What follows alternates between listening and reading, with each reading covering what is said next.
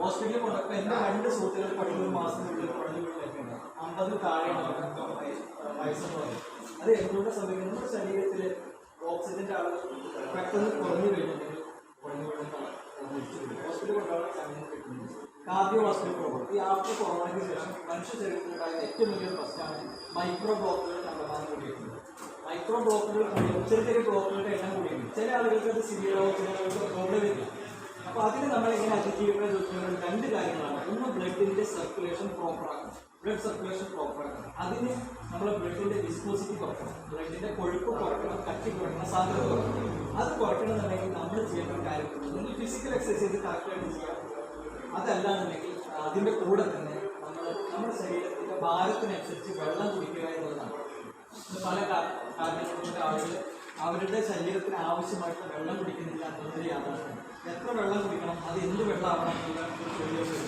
നമ്മൾ കുടിക്കേണ്ടത് normal വാട്ടറാണ്, raw water, ഭൂമിയിൽ കിട്ടുന്ന വെള്ളമാണ്. അതാണ് നമ്മൾ കുടിക്കുന്നത്. മനുഷ്യൻ ഒരിക്കലും ഒരു ജീവജാലങ്ങളും വെള്ളം തിളപ്പിച്ച് ഉപയോഗിക്കുന്നത്.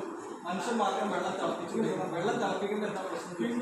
വെള്ളത്തിലുള്ള ന്യൂട്രീഷൻ ഫാക്ടറുകളെല്ലാം സീറോ ആകും. അതിലുള്ള മിനറൽ കണ്ടന്റുകളെല്ലാം സീറോ ആകും. ഹൈഡ്രജൻ്റെ അളവ് കുറയും, ഓക്സിജൻ്റെ അളവ് കുറയും. അതിൻ്റെ pH ലെവലിൽ മാറ്റം വരും. അത് ന്യൂട്രൽ pH ഉള്ളത് അസിഡിക് കൊണ്ടിരിക്കണം.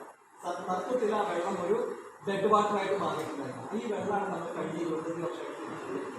അപ്പോൾ അതിൻ്റെ തെറ്റും ശരിയും അതൊക്കെ നമുക്ക് വേറെ സംഭവങ്ങളാണ് വരുന്നത്. നല്ല വെള്ളം കിട്ടുകയാണെങ്കിൽ നമ്മളത് കണ്ടാമിനേറ്റഡ് വാട്ടറാണെന്നുണ്ടെങ്കിൽ തിളപ്പിക്കാതെ ഉപയോഗിക്കാൻ പറ്റില്ല. അതുകൊണ്ട് വേറെ രോഗങ്ങളുണ്ടാകും.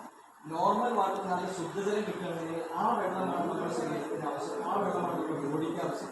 ബ്രെയിന്, സ്കിന്നിന്, കണ്ണിന്, പിന്നെ GI ട്രാക്ട്, നമ്മുടെ ഗാസ്ട്രോ ഇൻറ്റസ്റ്റിനൽ ട്രാക്ട്, ഡൈജഷൻ, ഇതെല്ലാം ക്ലീൻ ചെയ്യണമെന്നുണ്ടെങ്കിൽ മസിൽ ഫൈബറുകൾക്ക് ഇടയിലുള്ള ലാക്റ്റിക് ആസിഡ് പോകണമെന്നുണ്ടെങ്കിൽ ക്രിസ്റ്റലൈസേഷന് കാരണം തൊട്ടുകളിലുണ്ടാകുന്ന കല്ലുകൾക്ക് കാരണമായുള്ള ഈ കാൽസ്യം ലാക്ടേറ്റ്, ഓക്സിലേറ്റ് പോലുള്ള സാധനങ്ങൾ പുറന്തള്ളപ്പെടണമെങ്കിൽ മെറ്റാബോളിക് വേസ്റ്റുകൾ നമ്മുടെ ശരീരത്തിൽ ഉണ്ടായിട്ടുണ്ടെങ്കിൽ ഇതെല്ലാം പുറന്തള്ളപ്പെടണമെങ്കിൽ ശുദ്ധമായ വെള്ളം കുടിക്കണം. ചില ആളുകൾ 10 ഗ്ലാസ് ചായ കുടിക്കും, അത് വെള്ളത്തിൽ കുടിക്കില്ല.